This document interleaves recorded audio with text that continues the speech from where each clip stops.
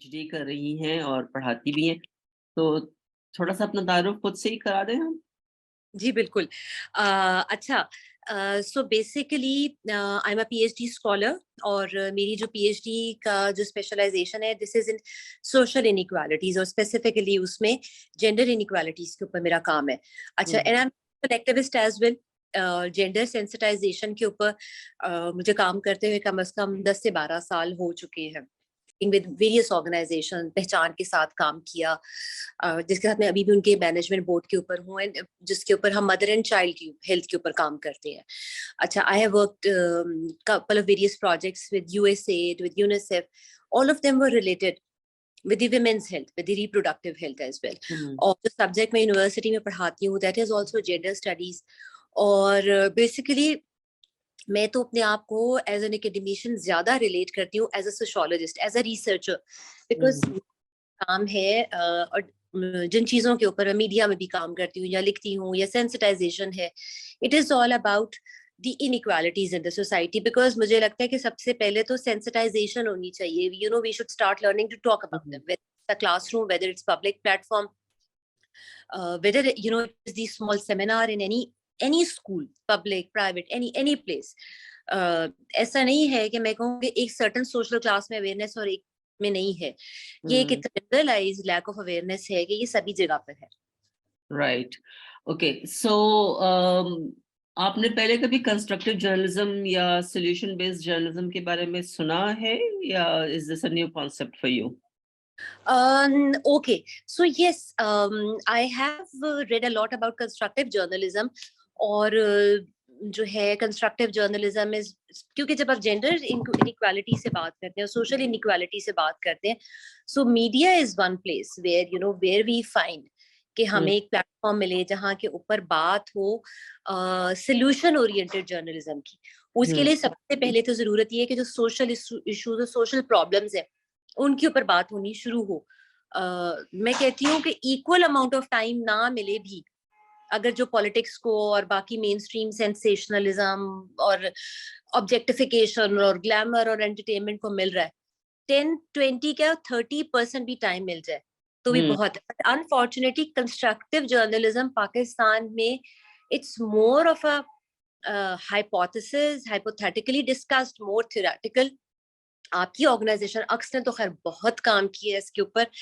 मेरा ख्याल है कि मैं जब भी अपनी मीडिया की क्लास में इंट्रोड्यूस कराती हूँ कि कंस्ट्रक्टिव जर्नलिज्म, तो I think Aks is the only organisation or one of the biggest, you know, जिसका सबसे ज्यादा कंसिस्टेंट काम है। Well thank you so much. हालाँकि हमने ज़्यादा काम का जेंडर सेंसिटाइज़ेशन पे किया है, बट वो ऑब्वियसली कंस्ट्रक्टिव मैनर में किया है। And how do you report on any issue with a gender balance through a gender lens, and obviously that becomes constructive.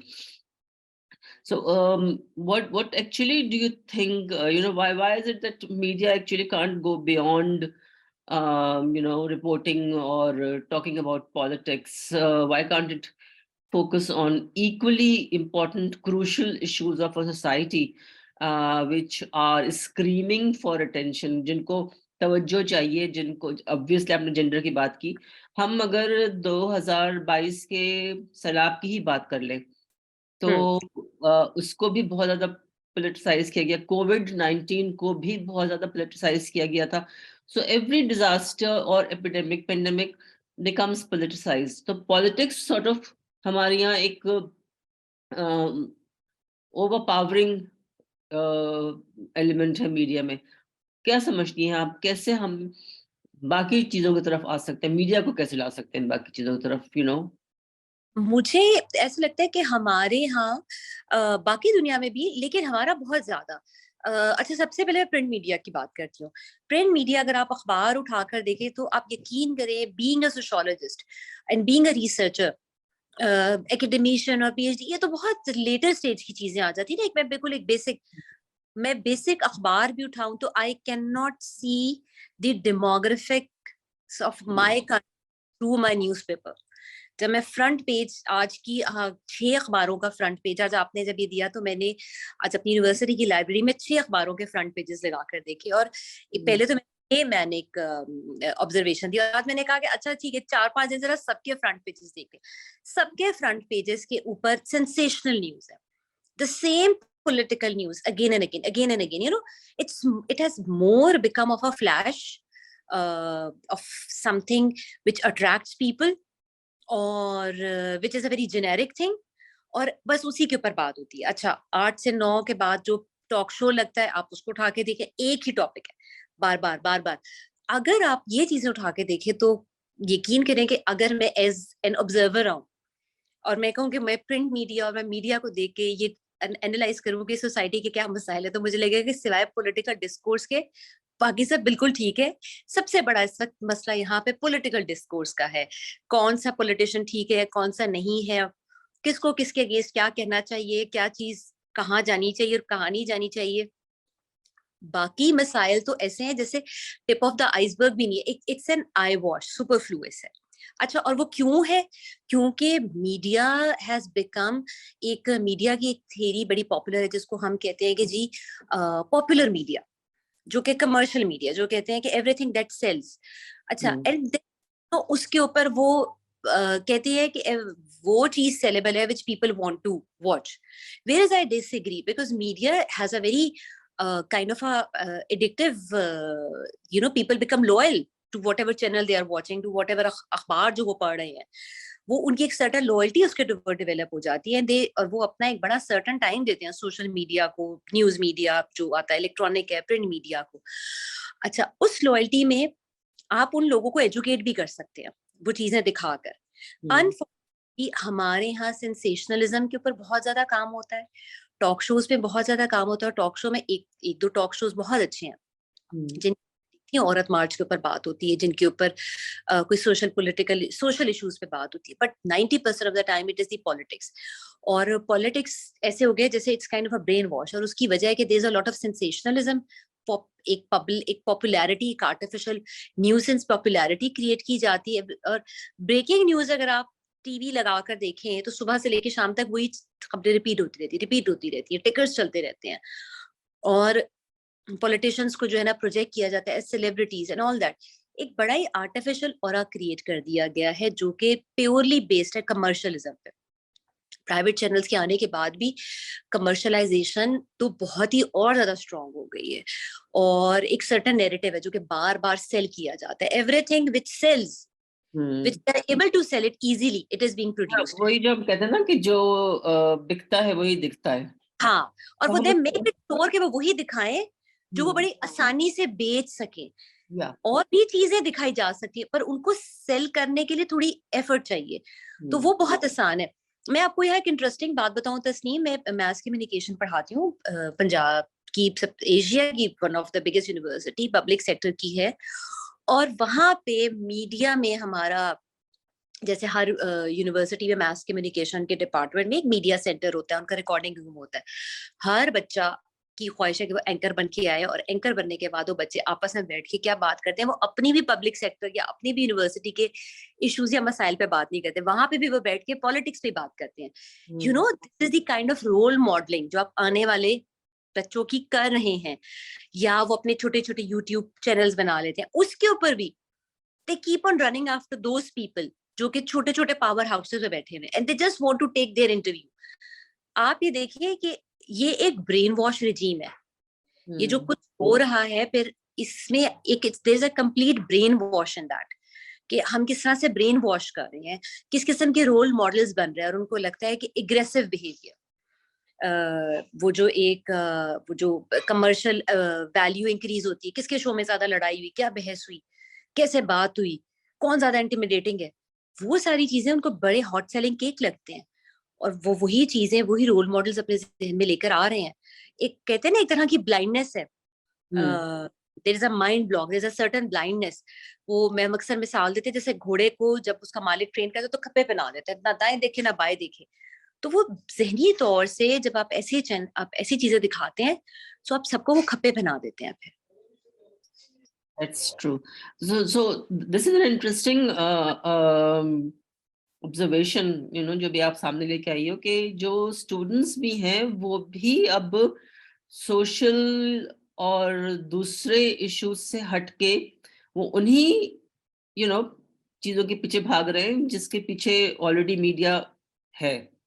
सो हम नहीं समझ सकते कि ये बच्चे जो आइंदा सहाफी बनने वाले हैं वो कोई चेंज लेके आएंगे।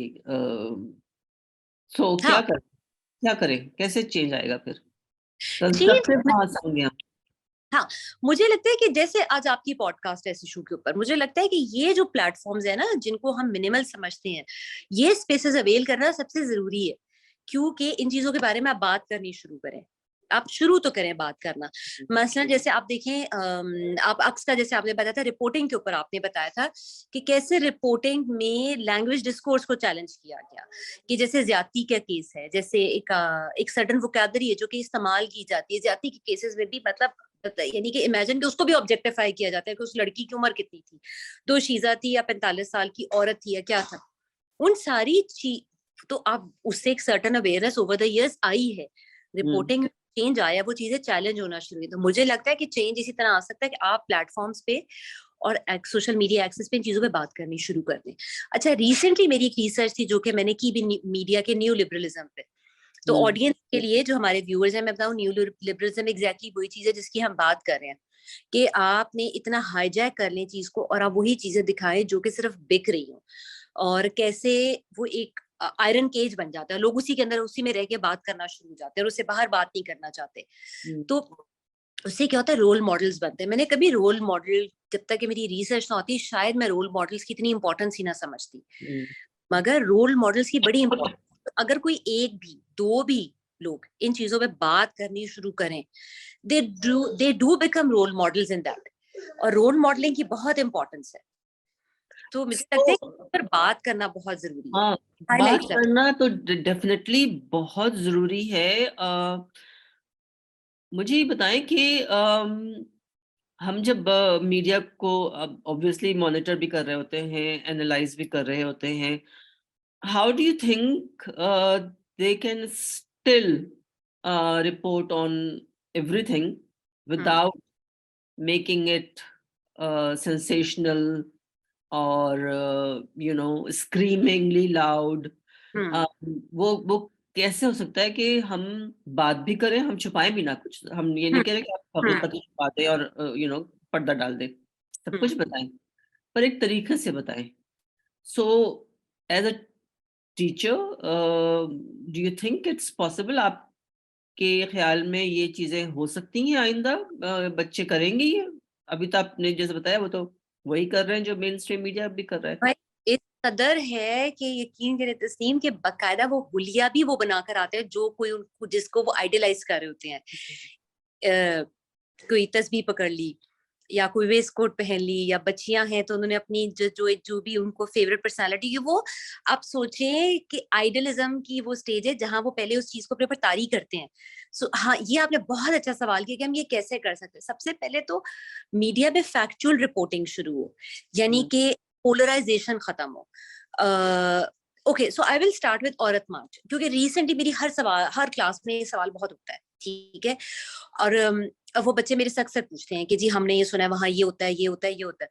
अच्छा, वो किस बेस के ऊपर होता है कि वो जो रिपोर्टिंग देख रहे होते हैं वो फैक्चुअल रिपोर्टिंग नहीं होते। फैक्चुअल रिपोर्टिंग ये कहती है जो औरतों का आलमी दिन मनाया गया, इतनी इतनी खवातीन जो है वो आई अपना, उन्होंने एक अपना एक कॉन्स्टिट्यूशनल राइट लिया जिसके ऊपर उन्होंने अपने हक में आवाज उठाई। इस सेगमेंट के, इस एथनिसिटीज के लोग आए और उन्होंने इसमें शमूलियत की। ये एक होती है फैक्चुअल रिपोर्टिंग, एक बेसिक सी एग्जांपल है। सेंसेशनल रिपोर्टिंग क्या होती है, बार बार ऐसे ऐसे करके ना एक सर्टन प्लेकार्ड को दिखाया जाता है, फिर उसके बाद दूसरी तरफ दिखाया जाता है, क्या ये है हमारी तहजीब, क्या ये है। वो एक स्टार प्लस का ड्रामा ज्यादा उसको बनाया जाता है, बजाय से कि फैक्चुअल रिपोर्टिंग हो। चीजों के मतलब निकालना मीडिया का काम, चीजों के मतलब के पैराए पहनाना मीडिया का काम नहीं है। रिपोर्टिंग की जो बेसिक डेफिनेशन हमने भी अपनी एकेडमिक उसमें पढ़ी थी, वो ये थी कि फैक्चुअल रिपोर्टिंग हो जिसमें आपकी ओपिनियन ना शामिल हो, आपकी पोलराइजेशन ना शामिल हो। आर्टिकल पढ़ के कोई ये ना कह सके कि इसका रुझान किस तरफ है, उसके अंदर एक सर्टन फैक्ट एंड फिगर्स मौजूद हो और रिसर्च मौजूद हो। अब ये हाल हो गया है कि I am not against YouTubers, लेकिन एक सुपरफ्लुअस चीज आ गई है जिसके अंदर किसी भी किस्म की कोई भी फैक्ट्स मौजूद नहीं है। ओपिनियन बहुत है, फैक्ट्स नहीं है। तो मीडिया की रिपोर्टिंग तब हो सकती है जब फैक्ट्स मौजूद हो, फैक्चुअल रिपोर्टिंग हो। और क्योंकि ओपिनियन पे अगर हम बात करने पर आए तो फिर तो वही इंटॉलरेंस होगी जो हम देख रहे हैं। कोई किसी की ओपिनियन सुनने, भाई ओपिनियन तो ओपिनियन है, कोई भी डिसएग्री कर सकता है। लेकिन जब कोई शख्स मीडिया की चेयर पे बैठ के उसको रिपोर्ट ही ऐसे करता है जिसमें वो अपनी सारी ओपिनियन का अच्छी तरह से घोल के एक शरबत बना दिया जाता है, तो फिर लोग वो जो फिर कहते हैं ना कि एक मीडिया के ऊपर कहते थे जी it has a syringe effect, इस सिरिंज की तरह लोगों के अंदर वो इंड्यूस करवाई, तो वो तो then it becomes true. So I think the only way is to remain unbiased and factual. अब तो खैर आप देखिए, अब तो ये हाल है कि एक एक चैनल एक पार्टी का एसोसिएट समझा जाता है, एक चैनल दूसरी पार्टी का समझा जाता है। ये तो मैं एक बड़े स्केल की बात कर रही हूँ, लेकिन छोटे छोटे इवेंट्स को भी किस तरह से रिपोर्ट किया जाता है, किस तरह पोलिटिसाइज किया जाता है, किस तरह जेंडर बायस कर दिया जाता है। नहीं, अभी जो आपने मिसाल दी औरत march, so I was watching something on the social media, there was a small, वो बहुत मशहूर भी हुई, फिर मीरा सिटी ने उस पे बड़ा अच्छा वो लिखा भी about this young boy who kept defending the women who were there at the औरत मार्च। आई थिंक ये लाहौर में ही शायद ये था उस एंड दैट रिपोर्टर और the journalist, so called journalist I would से, ही केप्ट ऑन सेइंग कि ये खवातीन क्यों है यहाँ पे, ये खवातीन, ये जो, एंड ही केप्ट पॉइंटिंग, ये खवातीन हाफ कपड़े पहन के। अब कोई उनसे पूछे कि ये पाकिस्तान में कौन सी खातून आपको हाफ और हाफ कपड़ों से आपकी मुराद क्या है? तो अब वो बच्चा तो खैर बहुत अपने स्टैंड पे खड़ा रहा, जमा रहा। उसने कहा ये खवातीन का दिन है, इनको मना, उसने कहा कि मुझे दिखाएं आप कि किसने क्या, वो दिखा कुछ नहीं रहे थे, वो सिर्फ वो इशारा कर, वो देखिए वो खवातीन जो हाफ कपड़ों में।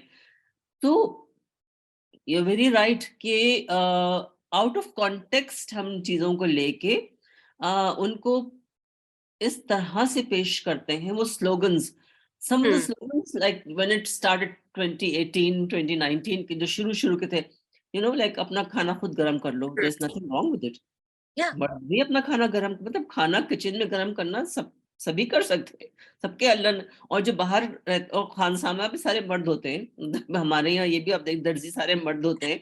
हाँ। मगर वैसे प्रोफेशनली करना अलग है, बट वो घर में आके उनके हाथ पैर शायद हो जाते हैं, और वो कहते हैं नहीं जी, ये तो अगर मियाँ बीवी दोनों साथ आए घर फिर भी ये कि जी आप फ्रेश होके आ जाए, मैं चाय बना के लाती हूँ। सो कुछ हमारे ड्रामों का भी कुछ वही स्टार प्लस वाला हिस्सा होता है। सो ये जो पूरा एक हमारे यहाँ सिनेरियो है कि जेंडर इक्वालिटी को भी समझना जो है वो इतना मुश्किल एक मरहला समझ बना दिया गया है कि आप जेंडर पे बात करें तो लगता है कि शायद आप अपनी रिवायात, and those I would say so called रिवायात, because हर एक की रिवायत, मेरी रिवायत मेरे अंदर है, आपकी आपके अंदर है, हम अपने अपने इस पे बिल्कुल कायम और दायम रहते हैं। बट मीडिया का काम ये बिल्कुल नहीं है कि वो लोगों को ये बताए कि जी ये वाला स्लोगन जो है ना, ये इसलिए बना है। वो पूरा मलबा जो है फिर वो खवातीन पे आ जाए, और वो जो एक दिन उनको मिलता है उस दिन को भी आप सत्यानाश कर दें। So my question would be के how do you then change the narrative? हम क्योंकि हम काउंटर नैरेटिव की बात कर रहे हैं, अगर हम कंस्ट्रक्टिव जर्नलिज्म की बात करें तो दैट मीन्स कि हम एक काउंटर नैरेटिव लेके आना चाह रहे हैं, क्योंकि करंटली तो there is nothing constructive, I mean maybe in bits and pieces, but overall अगर आप मीडिया सिनेरियो देखो तो there is nothing very constructive. So how would you foresee a counter narrative or a, you know, another kind of discourse which would be more positive, balanced, factual, like you said, factual, fact based? वो कैसे होगा? Okay अच्छा, ये जो आपने बात की, इससे मेरे दो पर्सनल फर्स्ट हैंड एक्सपीरियंस है। तो we went to Aurat March back in 2018-19। So there was this, एक चैनल का कोई रिपोर्टर आए हुए थे और उन्होंने मेरे से सवाल पूछा, मैं जवाब कुछ और देनी हूँ और वो मेरे जवाब के जवाब में मेरे जवाब को रीपुट ऐसे कर रहा है कि वो जवाब टोटली कुछ और बन रहा है। तो आप ये कह रही हैं, तो आप ये कह रही हैं, तो उसको रोकना पड़ा कि जो मैं कह रही हूँ वही मैं कह रही हूँ, उसकी तशरीह आप नहीं कर सकते कि ये जो मैं कह रही हूँ तो फिर इसका ये मतलब है, बस जो कहा है उसका उतना ही मुख्तसर मतलब है। दूसरा मैं आपको बताऊं कि रिसेंटली जैसे डिफरेंट क्लास में एक तरह का सवाल है जो बार बार रिपीट होता है कि ये जो औरतें सड़कों पर निकल आती हैं, वापस जुमले पे, ये जो औरतें सड़कों पर निकल आती हैं और फिर ये आकर कहती हैं कि और फिर ये हमारी ट्रेडिशंस को चैलेंज कर देती हैं। अगर अच्छा, फिर मैं कुछ ऐसे असातिज़ा से मिली जो बजाते खुद अपने सोशल मीडिया प्लेटफॉर्म्स को, और मैं मास कम्युनिकेशन और जर्नलिज्म के असातिज़ा की बात कर रही हूँ, यूज करते हैं। तमाम मैं सिर्फ औरत मार्च की बात नहीं करी, ये सोशल पॉलिटिकल मूवमेंट्स हैं। अगर आप अपनी सोसाइटी की सोशल एंड पॉलिटिकल मूवमेंट्स के ऊपर इस किस्म का कंडेमिंग बिहेवियर रखेंगे तो डायलॉग कहाँ से आएगा, टॉलरेंस कहाँ से आएगी, वो जो आपने कंस्ट्रक्टिव जर्नलिज्म की बात की वो कहाँ से आएगा। तो अच्छा, अब ये किया कैसे जाए? एक तो ये इसके जो इफेक्ट्स हैं जो मैं आपको बता रही हूँ, जो कि मेरे फर्स्ट हैंड है, यानी कि कोई ऐसी बात नहीं है कि कोई कहते कि जी हम एज्यूम कर रहे हैं, ये तो हमारे अपने तजर्बे। ये आएगा कैसे? सबसे पहले तो मेरा ख्याल है कि now it is high time constructive journalism in itself आप एकेडेमिया में पढ़ाना शुरू करें, इसके बारे में नो हाउ होनी शुरू। मैंने कि मैं मीडिया हाउस में बैठी थी, मैंने बहुत अच्छा न्यूज में काम किया अपनी जो है ना, मैं जर्नलिज्म की डिग्री के बीच में आई वाज राइटिंग, तो मैंने एक चीज देखी। अच्छा, फिर उसके बाद मैं एकेडेमिया में गई, रिसर्च में गई, अपने पीएचडी और इन सारे एकेडमिक डिस्कोर्स में गई। We can never undermine the power of a classroom, क्योंकि वो चीजें बहुत सारी चीजें जिनकी अवेयरनेस उस क्लासरूम में से आती है।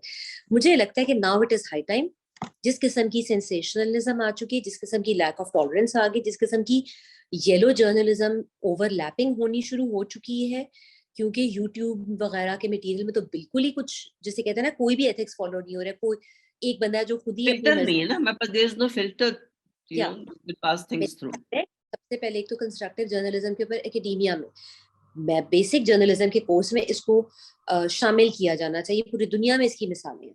न्यूयॉर्क टाइम्स आप उठाकर देख लें, ठीक है, उनका बहुत ज्यादा वाइट सेंट्रिक पर्सपेक्टिव होता है, लेकिन उसमें बहुत ज्यादा कंस्ट्रक्टिव जर्नलिज्म में बात, आपको जेंडर के ऊपर पेजेस मिल जाएंगे, आपको उसके अंदर सोशल इनइक्वालिटी में मिल जाएगा, बहुत सारी चीजें मिल जाएंगी।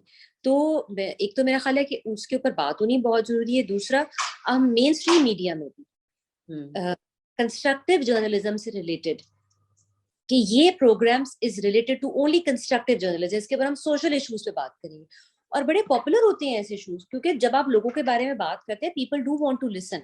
सो मेरा ख्याल है दोनों चीजें होनी चाहिए, इनके बारे में इनके बारे में बताना, पढ़ाना, और इनको प्रैक्टिकली मीडिया में करना, एक सर्टेन टाइम अलाउ करें। दोनों चीजें बहुत इंपॉर्टेंट है। अदरवाइज ये कैसे आएगी? अगर आप वो स्पेस ही छोड़ देंगे कंस्ट्रक्टिव जर्नलिज्म की, तो फिर वो कैसे आएगा? कंस्ट्रक्टिव जर्नलिज्म को अपनी स्पेस अवेल करनी पड़ेगी, तो constructive journalism if I get you, वो फिल इन होना पड़ेगा। yeah, so if I get you correctly, जितने भी इस वक्त डिपार्टमेंट्स हैं जो मीडिया स्टडीज या मास कॉम या जर्नलिज्म पढ़ा रहे हैं, even I would say gender studies, वहाँ पे there should be something, a course or some kind of a syllabus which would talk about constructive journalism. और उसके लिए, मगर उसके लिए उस्ताद कहाँ से आएंगे?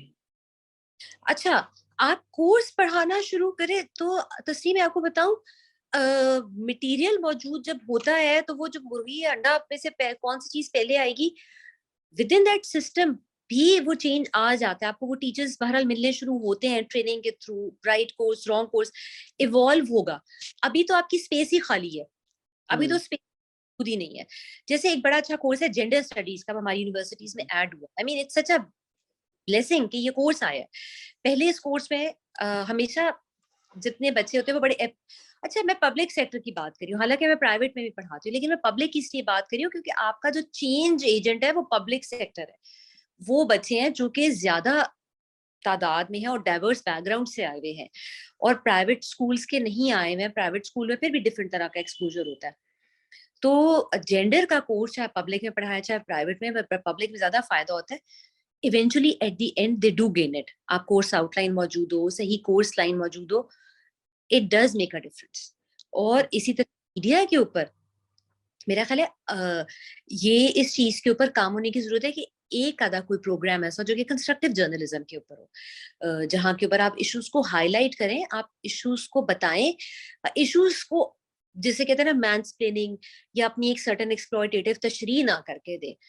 हर साल हम देखते हैं 8 मार्च के ऊपर एक मीडिया के ऊपर एक जिसे कहते हैं ना सेंसेशनलिज्म का 2 दिन पहले से एक भूत चढ़ा हुआ होता है। बिल्कुल, यू आर राइट। एक पागलपन का एक तूफान आता है जो कि उसके बाद तक रहता है।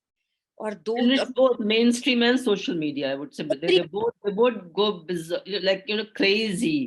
Exactly Yeah. और वो हर उनकी पूरी अच्छा और इंटरेस्टिंगली आपको पता है मैंने 3-4 से पूछा भी क्योंकि माशा इतने सालों से मैं पढ़ा रही हूँ डिपार्टमेंट में, बहुत तेरे मेरे स्टूडेंट भी हैं कि गए थे, गए भी नहीं है। आप ये हद देखिए, जाए सोशल मीडिया से तस्वीरें उठाई और उसके ऊपर तबसरा कर दिया। तो इसलिए मेरा ख्याल है कि जर्नलिज्म में हाँ एक और चीज जो मैंने देखी, एथिक्स ऑफ जर्नलिज्म, ये भी चीजें बहुत इंपॉर्टेंट है कि इनके ऊपर आप ना सिर्फ ये के पढ़ाएं बल्कि जैसे आज आपने आपकी पॉडकास्ट है, इस तरह के प्रोग्राम्स हो टीवी के ऊपर हो, आपके एकेडमिया में हो, तो इवेंचुअली वो जो बच्चे निकल रहे हैं जिनको सिर्फ ये लग रहा है कि एक सर्टन हुलिया बनाकर और हम वो उनकी अक्सर पॉडकास्ट में जैसे अक्सर वो टीचर्स को इनवाइट कर लेते तो उनका वही स्टाइल होता है, तो आप ये कह रहे हैं तो ये है तो इसका ये मतलब है, यू नो अगर हम यही सिखा रहे हैं सो फिर वो एक बड़ा मशहूर वाक़या है ना कि वो नौशेरवां आदिल का काफिला गुजरा था एक बाग के पास से, तो एक फौजी ने एक फल तोड़ लिया तो उसने उसको सजा देने लगा, तो उसने कहा कि मैंने तो सिर्फ एक सेब तोड़ा है, तो उसने कहा माली ने आके उसकी शिकायत की बादशाह की, एक बड़ी पुरानी एक दास्तान अमीर हमजा की कहानी है, तो माली ने कहा कि बादशाह कि अगर आज फौजी ने एक फल यहाँ से उठा लिया तो कल को सब लोग इसे रोंद के चले जाएंगे और ये बाग यहाँ से खत्म हो जाएगा। तो बात ये है कि वो एक रोल मॉडल होते हैं जो वो चीज करते हैं बाकी लोग उसको मल्टीप्लाई बाय 100 करके करते हैं। तो पोजिशन ऑफ पावर में बैठे अगर वो माइन्यूट सी भी एक चीज कर रहे हैं ना, पोलराइजेशन, इनटॉलरेंस और aggressive behaviour and not doing factual reporting, तो जो बच्चे उनको ऑब्जर्व कर रहे हैं ना, तो फिर उनसे उनको तो बिल्कुल ब्लेम मत करें कि वो यूट्यूब पे ऐसा क्यों हो रहा है, फलाने चैनल पे ऐसा क्यों हो रहा है, या ये सोशल मीडिया पे ऐसा क्यों हो रहा है, या ट्विटर इतना टॉक्सिक प्लेटफॉर्म क्यों बन गया। I think it's high time कि इन चीजों को आप एकेडमिकली रखें और मीडिया हाउसेस में भी इनके ऊपर एक जिसे कहते हैं ना वॉच डॉग हो, टू मेक इट श्योर कि इस पे इनके ऊपर भी काम हो।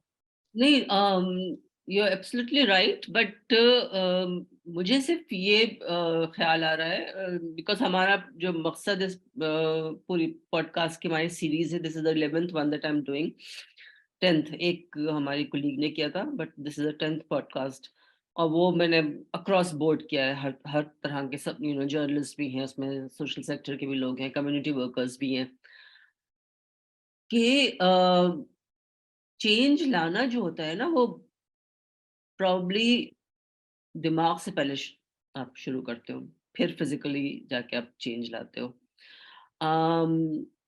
असतज़ा का रोल पूरा ये होता है बिकॉज मैं खुद चूंकि यूनिवर्सिटी में पढ़ा चुकी हूँ, तो मुझे ये पता है कि अगर मेरा मेरा कहा जो है वो बच्चे बहुत गौर से सुनते हैं, और वो उनको ये तो अच्छा मैम ने ये कहा है तो इसके पीछे कुछ ना कुछ होगा, वो आपको क्वेश्चन भी करेंगे, सब कुछ करेंगे, बट उनकी नजर में आपका एक थोड़ा सा ऊंचा दर्जा होता है।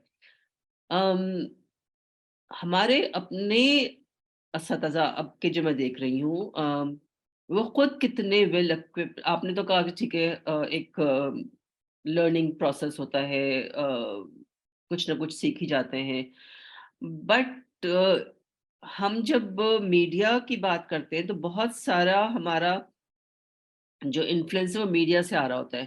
अब इस पूरे माहौल में हम एकेडेमिया को कहाँ देख रहे हैं, बिकॉज वहां पे भी तो वही लोग बैठे हैं जो मीडिया से इन्फ्लुएंस हो रहे हैं, और बहुत सारे तो आई थिंक टीचर्स पढ़ाते भी उधर से ही कुछ इन्फ्लुएंस लेके हैं, बेशक उनका कोर्स किसी भी चीज के ऊपर हो। So how do we then move forward, हम आगे कैसे जाएंगे, किस तरह से जाएंगे? यस आपका तस्नीम आपने इतने सही इशू को पिन पॉइंट किया है कि अनफॉर्चुनेटली एक एक सर्टन डिटीरियरेशन आई है 10 सालों में, 15 सालों में, कि जहाँ पे शायद 10 असातिज़ा में से कोई एक या दो होते थे जो थोड़े बायस थे या पोलराइज थे, अब अनफॉर्चुनेटली आपको 10 में से 8 नजर आएंगे जो कि बहुत पोलराइज्ड हैं, और वो बिल्कुल मेन स्ट्रीम चीजों को फॉलो कर रहे हैं जो कि मीडिया हाउसेस दिखा रहे हैं। शायद एक या दो होंगे जो कि मेन स्ट्रीम ट्रेंड के अगेंस्ट बात कर रहे हैं, जो रिजिलियंट है और जो इनलाइटनमेंट की बात कर रहे हैं। तो जिस तरह मैंने कहा कि अकाउंटेबिलिटी बहुत जरूरी है, कि अकाउंटेबिलिटी जब तक मीडिया हाउसेस की नहीं होगी, अकाउंटेबिलिटी टीचर कंटेंट और मटेरियल की नहीं होगी, तो तब तक तो फिर ये जो सर्टन ओपिनियनेटेड बिहेवियर है ये चेंज नहीं होगा। क्योंकि बहुत सारे टीचर्स जो हैं, जिस तरह मीडिया हाउसेस यूज होते हैं, बहुत सारे टीचर्स भी अपने क्लासरूम को अपनी आइडियोलॉजी और अपने जाती ख्यालात को इम्पोज करने के लिए इस्तेमाल करते हैं। लेकिन अगर आप बाहर दुनिया में देखें तो वहां पे दे आर हेल्ड अकाउंटेबल। अगर उन्होंने कोई रेसिस्ट जुमला बोला, उन्होंने कोई सेक्सिस्ट जुमला बोला है, उन्होंने कोई ऐसी बात की है, कोई ट्रांसफोबिक बात की है, they are held accountable for that. Accountability जब तक नहीं आएगी, हम इस सिस्टम को रोक नहीं सकते। तो अकाउंटेबिलिटी खास तौर से पब्लिक सेक्टर में शदीद जरूरी है ऑन अ सर्टन बिहेवियर। और ये कोड ऑफ कंडक्ट, जैसे प्राइवेट ऑर्गेनाइजेशंस में मैंने काम किया, तो अच्छा कोड ऑफ कंडक्ट में जैसे कहते हैं जी जीरो टॉलरेंस फॉर हरासमेंट है कई जगहों पे, तो इससे फर्क पड़ता है क्योंकि आपने उस चीज को सिस्टम का हिस्सा बना दिया है। चले कोई तो रास्ता निकला ना, कि कोई ही रिपोर्ट करने का कोई तो मार्जिन है। इस तरह हमें है कि टीचिंग उसमें इट इज हाई टाइम कि हम कोड ऑफ कंडक्ट के बारे में बात करना शुरू करें, कि you know it has to be, they have to be accountable for what they are saying. उसके अंदर and what they're conveying to the students actually. मैंस प्ले, उसके अंदर मिसोजिनी ना हो। जब आप कोड ऑफ कंडक्ट में डालेंगे ना तो थोड़ी सी अकाउंटेबिलिटी भी आएगी। फ्री हैंड मैंने देखा कि unaccountability of power always leads to abuse. Abuse of resources हो, अब्यूज ऑफ योर पावर हो। क्योंकि फिर स्टूडेंट, आपने बिल्कुल ठीक कहा है कि टीचर पावर पैराडाइम में एक टॉप के स्टेटस पे होता है और स्टूडेंट्स जो होते हैं वो वल्नरेबल होते हैं, वो चाहे सवाल पूछ रहे हैं बट वो इन्फ्लुएंस हो रहे हैं। मैं आज तक कई चीजों में मैं बिल्कुल वैसे ही बिहेव करती हूँ, कोई मेरा बॉडी लैंग्वेज या कोई बोर्ड पे लिखने का स्टाइल जो कहीं ना कहीं मैंने अपने किसी प्रोफेसर को देख के किया, या कोई एक जुमला ऐसा है जो कि क्लास में सुनते थे तो मेनी टाइम्स मैं नोटिस करती हूँ कि मैं वो जुमला रिपीट करती हूँ। इतना डीप इम्पैक्ट होता है। तो I think accountability of the power, accountability power अगर घर में भी नहीं होगी ना तो भी हम डोमेस्टिक अब्यूज देखते हैं, क्लासरूम में फिर हम देखते हैं कि जो अब हमें नजर आ रहा है, मीडिया हाउसेस में नहीं होगी तो भी हम देखते हैं कि फिर नॉन फैक्चुअल रिपोर्टिंग होती है, सेंसेशनल रिपोर्टिंग होती है। एक ही केस होगा, आप मोटरवे का इंसिडेंट देखें, मोटरवे के इंसिडेंट के ऊपर विक्टिम ब्लेमिंग की जितनी रिपोर्टिंग थी, लेकिन हम क्योंकि अवेयरनेस रेजिंग शुरू हुई है, हम जैसे लोगों ने अपनी स्पेस अवेल करनी शुरू की है, इवेंचुअली फिर वो जो पुलिस ऑफिसर थे उनको अपने उस बयान के ऊपर जो है you know he has to apologise for that. I think this is the power of accountability, कि लोग चाहे वैसे ख्यालात रखते भी हों but so I think making a pressure group, a larger pressure group for accountability, for transparency, for gender sensitive conduct, or a code of conduct for that matter. I think all these things are very, very important if we are to take constructive journalism seriously, and we are to take it forward. मैं थोड़ा सा अब नबिहा आपसे एक चीज पूछना चाह रही थी कि सिंस ऑब्वियसली आज भी आपने तैयारी की 5 अखबार देखे, ठीक है ना, विच मीन्स के तैयारी चल रही होती है। 2022 का जो फ्लड्स आए, उसकी रिपोर्टिंग पूरी, where would you put it? Factual, sensational, balanced, gender sensitive? How would you sort of define it? Okay, so honestly उसमें जेंडर सेंसिटिविटी का तो एलिमेंट कहीं था ही नहीं। कैलामिटी में जैसे रिपोर्ट पढ़ी थी फ्लड से रिलेटेड कि कैलामिटी तो सारी की सारी जेंडर न्यूट्रल होती हैं, वो कोई जेंडर देख के नहीं आती हैं या वो कोई सोशल क्लास देख के नहीं आती, मगर उसकी रिपोर्टिंग में जेंडर सेंसिटिविटी तो हमें कहीं पे भी नहीं नजर आई है। क्योंकि अच्छा, और एक और चीज जो मैं स्टेटिस्टिक्स पढ़ी थी कि उन्होंने कहा कि जी फ्लड के बाद जो विमेन मोर्टेलिटी रेट होता है it is higher than the main.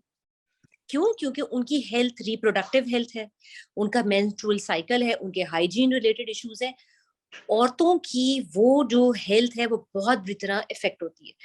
उसके ऊपर फ्लड रिपोर्टिंग में मैं as a student of journalism कौन सा एक सिंगल टीवी प्रोग्राम था जिसमें इस गायनी या रिप्रोडक्टिव हेल्थ या जो फ्लड में औरतें हैं उनकी हेल्थ के ऊपर बात हो?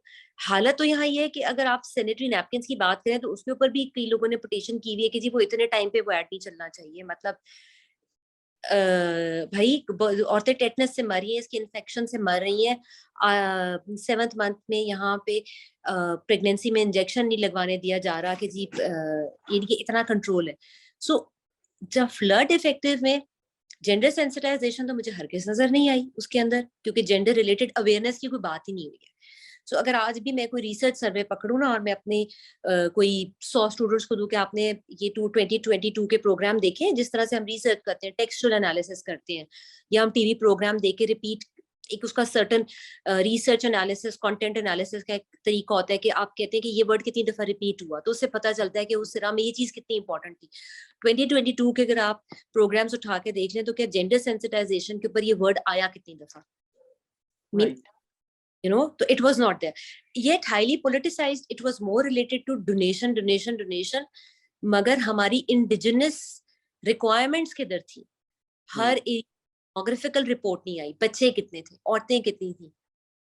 ट्रांसजेंडर्स की तो बात ना ही करें, यानी कि उनको तो हमने अभी तक सन 2023 आ गया और बेसिक राइट्स के ऊपर ही बहस हो रही है। एक पिटीशन जाती है उसके खिलाफ एक पिटीशन आती है। तो जेंडर सेंसिटाइजेशन ही थी, highly politicise, again the popular narrative. Funding पे जरूर बात होती है, डोनेशन दे दें, किस चीज के लिए जा रहा है, ये इस मद में जा रहा है, ये खाने पीने का है, ये औरतों की दवाइयों का है, ये उनकी कॉन्ट्रासेप्टिव पिल्स का है, ये उनकी रिप्रोडक्टिव हेल्थ का है। किसी भी ऐसी चीज के ऊपर टैबू टॉपिक्स हैं ये तो।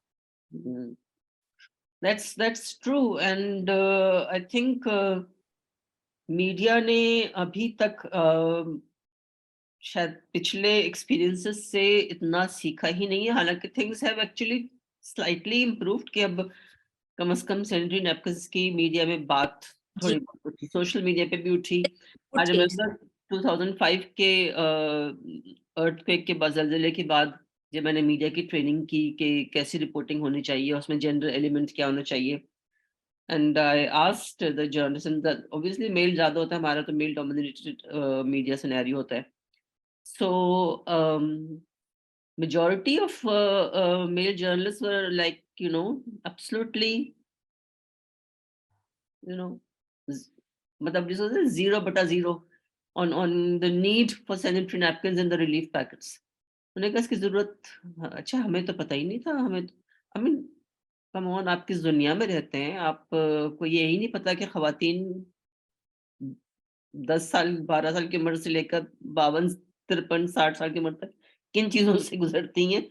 सो वहां से लेकर अब कम से कम ये बात तो हुई जी, ऐड होना है, इसको लेके आए। हालांकि मेरी एक कम्युनिटी वर्कर से बात हो रही थी, and he was very right in pointing out कि वो सारी चीजें आई, सैनिटरी नैपकिन्स भी रिलीफ पैकेट्स में आए, बट कहने लगे हम उन इलाकों के हैं, सिंध के उस इंटीरियर के भी इंटीरियर में है कि women didn't know how to use them. They had no utilization of those, and they said कि वो सब का सब गार्बेज में गया, बिकॉज उन्हें किसी ने बताया ही नहीं। और रिलीफ वर्कर्स हमारे यहाँ इतने होते नहीं है, खवातीन उसमें बहुत कम होती हैं। So it's I think it's a vicious cycle के मीडिया में रिपोर्ट करने के लिए आपको एक तो खवातीन बहुत ज़्यादा चाहिए, जो उन खवातीन तक पहुँच सकें जिनके ये मसाइल हैं, क्योंकि मर्दों के साथ रह के वो बात नहीं कर सकती। तो आप as a teacher of mass media, हमारे यहाँ लड़कियाँ पढ़ती बहुत है mass communication, media studies. I mean balance कर देंगे, since the time I was a student which was like almost like 40-45 years ago. It was the ratio of like 60-40, 45-50, 50-50 भी बहुत कम होता था। बैलेंस हमेशा लड़कियां ही ज्यादा होती थी और लड़के कम होते थे। What's the situation now? And but why don't we see them in the newsrooms then? Why don't we see them in the field? Very relevant question Tasneem. अभी भी अगर हम सोशल साइंसेस की बात करें, स्पेशली मैथ मीडिया स्टूडेंट्स की, आज भी रेशो यही है, 50-50% की रेशो है, if I don't go wrong. मेरी किसी भी क्लास में 50% से कम लड़कियां नहीं होती हैं, very gender balanced classroom. But when you go to the field, highly non gender balanced.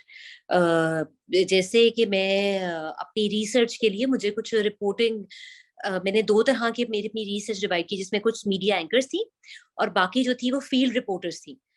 अच्छा, media anchorship because it is related with TV, with glorification, एक एक ऑब्जेक्टिफिकेशन का एलिमेंट है कि आपको सामने एक लड़की का फेस फॉर अ सॉफ्टवेयर में चाहिए। रिपोर्ट, हार्ड रिपोर्टिंग, आप फैक्ट बेस्ड बात करें, आप रिसर्च करें, it is still considered to be very male dominated. और मैंने जितनी लड़कियों के कम से कम 20-25 के ग्रुप के साथ डिस्कशन की, और बहुत डाइवर्स बॉडी थी, कोई बलूचिस्तान से आई हुई थी, इस्लामाबाद से है, केपी से थी, लाहौर की थी। सबकी एक ही शिकायत थी, नंबर 1 ये कि इस फील्ड को अभी भी लड़कियों के लिए बड़ी टैबू फील्ड कंसिडर किया जाता है। वो कहते हैं, घर वाले कहते हैं डिग्री ले लो मगर तुम इस फील्ड में जाओगे नहीं। टीचिंग कर और लेना। हाँ, हाँ, टीचिंग कर लेना, स्कूल में टीचिंग कर लेना और डिग्री चाहिए। अच्छा, यहाँ तक तो हम आए हैं कि हम कहते हैं डिग्री होनी चाहिए, पर डिग्री को यूज नहीं करना बेटा। अच्छा, और एक और चीज, media women are considered to be very opinionated, very vocal. तो क्या मसला है वोकल और ओपिनियनेटेड होने में? एज अ वुमेन हमें अभी भी औरतें वही पसंद है। आप टीवी ड्रामा उठा कर देख लो, जो जितनी ज्यादा विक्टिमाइज्ड औरत होगी ना, वही ड्रामे की हीरोइन होगी जो पहली किस्से लेके एंड तक रोती रहेगी। कॉन्फिडेंट औरत को हमेशा विलन और वैम्प दिखाया जाता है, और यही एक सोशल माइंडसेट है। तो मुझे, अब आपने ये बात की तो मुझे उन बच्चियों के लफ्ज याद आ रहे हैं कि उन्होंने कहा कि आप ग्लास सीलिंग क्या चीज होती है? हमारी तो ग्लास सीलिंग घर से शुरू होती है। उनको एक जो है कि किसी के घर रिश्ता है, उन्होंने कहा कि पहली शर्त ये है कि ये अपना जो रिपोर्टिंग करी थी जैसे इंग्लिश पेपर में, ये अपना फील्ड छोड़ी, उसने छोड़ी।